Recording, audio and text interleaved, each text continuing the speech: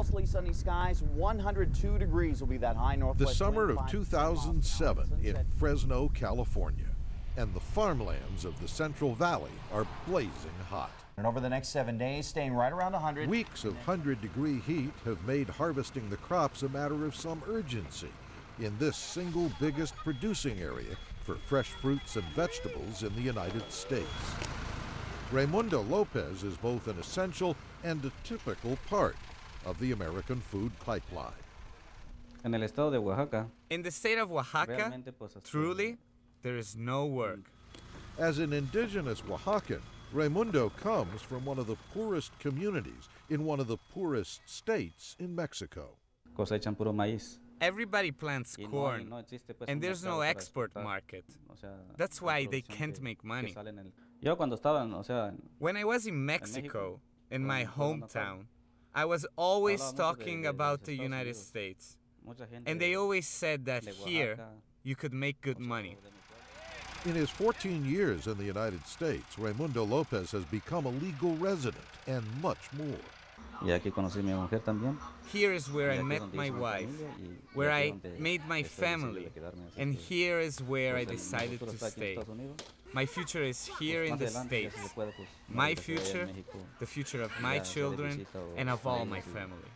Best of all, Raimundo escaped the fields.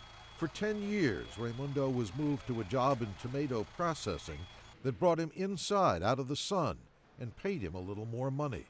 Bueno, pues sí, claro, tenía I had a nice job for 10 years, but unfortunately, the company decided to cut many workers, and I was one of them. It was a good job, decent money and everything, but what can you do? Y ahora, pues, Now I'm back working in the fields, and it's not a problem because I've been through this before. I even like it. I like being in the open air, but you can't make much money.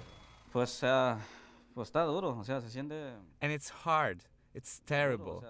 The temperature is at 105 degrees, which means out in the field you're dealing with 120, 125 degrees. People who are not used to this work, they simply can't do it. According to virtually everyone we spoke with, migrants from Mexico are the only people who will do this backbreaking labor. And among Mexicans, the latest to come here are native Mexicans from the southern state of Oaxaca. Raimundo Lopez is part of a massive migration that over the last 20 years has brought about 200,000 indigenous Oaxacans to the state of California, about 20,000 here to the agricultural region in the Central Valley. But over that 20-year period, 1 year stands out, 2006.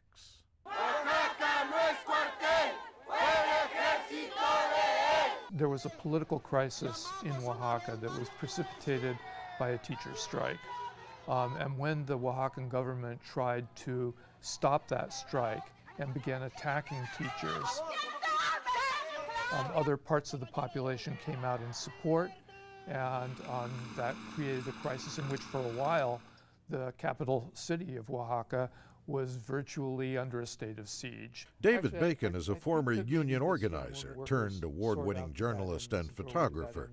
He spent years working with Oaxacan migrants. His pictures were on exhibition in a Fresno museum. He says the Oaxacan crisis of 2006 quickly spread from the capital city to the countryside. The schools shut down because of the strike. There were lots of arrests. There was a lot of conflict with the police and with the authorities in the streets. And so that pushed some people to come to the U.S. But at the same time, the economic crisis in Oaxaca has been getting worse very, very, very rapidly. Where I come from in Mexico, there aren't as many opportunities as here. It was at the end of 2006 that Roberto Hernandez made up his mind to head to the United States. The shutdown of the schools was the clincher, because even in Mexico, he saw education as his way out.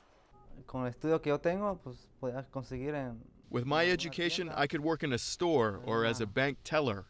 But in Oaxaca, even at a white-collar job like those, I might be able to make 800 pesos, $70 a week. That's what they pay there. Here in California, he says he makes $70 to $80 in the fields in a day. Roberto's trip here from Oaxaca, sneaking across the border, was typically difficult and dangerous. Nothing he'd want to do again. Walking in the desert, things got uglier and more complicated. It was cold at night and very hot during the day. Almost 4 days walking, with the border police looking for us the entire time. Once here, even surrounded by his sister's family, Roberto says, It was strange. I didn't know anything. I kept asking myself, where am I? But in less than a week, he'd hooked up with a Oaxacan contractor and a Oaxacan field crew and was, like these Oaxacans, picking fruit, peaches, plums, nectarines. I feel comfortable at work. I work with people from my town, and they always pay me the right amount. Now he says he has plans. My next goal is to learn English. Roberto's experiences in the U.S. illustrate the main sources of support that most migrants use. First and foremost, of course, are their families and their home communities. But hard on their heels come the social services offered by church and by state. For example, just weeks after he found a job, Roberto found a place to learn English as a second language. The free classes at the local high school. Here's another important public service, a class in worker rights, run by Irma Luna from California Rural Legal Assistance. Water? No water? Yes, we had a bottle of water. Irma and her agency don't just teach the rules on workers' rights, they monitor them out in the fields. This day, south of Fresno, she's checking the basics for a crew of Oaxacan indigenous field workers. When there's more than 5 workers, I need to make sure there's a portable toilet. I need to make sure that there's water. I need about a couple minutes observation, make sure that they're not working in a bending position. They're not using something that it's called short handle, el cortito. If it's 4 feet and under, that it's not legal. So in other words, the old-fashioned stoop labor is now forbidden. Exactly, yes. Forbidden, illegal, sure. But when you're working by the piece, by the box, everybody knows you do what you need to go as fast as you can, picking peppers or zucchini or strawberries.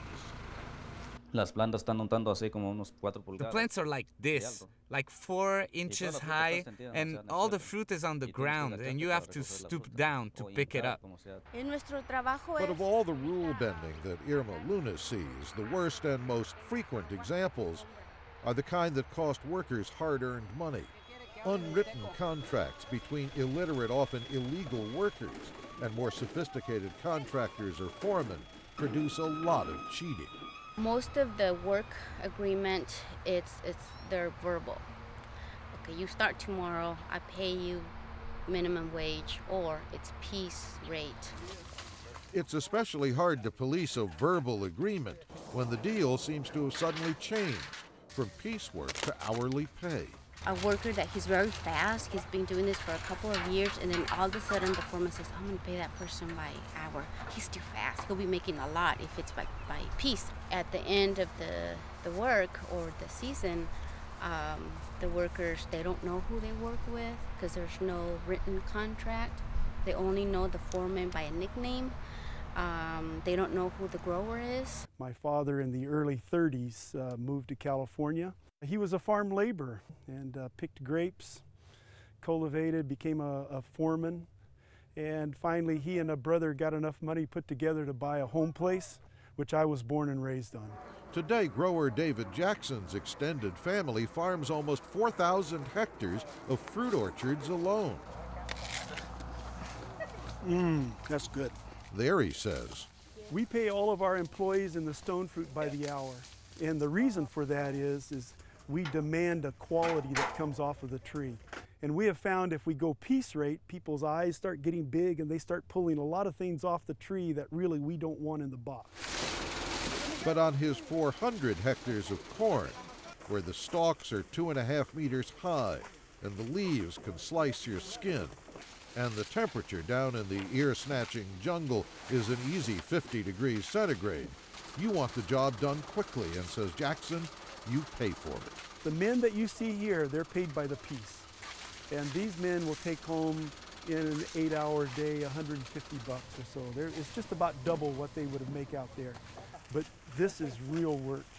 Not everyone will do this type of work. It doesn't make any difference how much money it is. But even for these top-paid men, the big money job will be over quickly in a matter of weeks. And Jackson admits many of them will need to take a break from work to recover from their time in the cornfields. Then they'll have to live off what they've saved from those brutal, relatively well-paid weeks. And that doesn't include any health benefits or any retirement benefits, or no, it's just what you make.